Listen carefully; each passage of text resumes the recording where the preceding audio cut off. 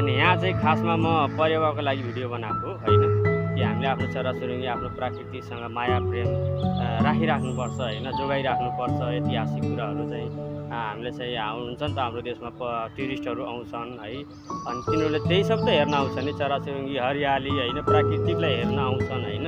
त्यसले होइन प्राकृतिक हामी त गर्व पनि त गर्छ, हरियो वन नेपालको धन भने होइन, गर्व पनि त गर्छ नि हामीले। हाम्रो आफ्नो प्राकृतिकलाई जोगाए बचायो भने चाहिँ हाम्रो चाहिँ के स्वाभिमान गौरव होइन बढ्छ कि विदेशीहरूको लागि। यो सरकारले ध्यान दिन्छ भन्ने छैन कि, हाम्रो पनि कर्तव्य हो। हामीले आफ्नो प्राकृतिक, आफ्नो देश, आफ्नो जनावर होइन, जीव जन्तुहरूलाई कसरी बचाउने भन्ने चाहिँ हाम्रो पनि कर्तव्य हो। प्राकृतिकलाई मास्नबाट कसरी बचाउने भन्ने हुन्छ नि त, त्यो हो कि है। हस्, धन्यवाद। यति मेरो मेसेज हो होइन। अनि त्यसको लागि म चाहिँ तपाईँहरूलाई चाहिँ देखाउन खोजेको। हस्, धन्यवाद। माया प्रेम गरिराख्नु होला। म तपाईँहरूको सुरज।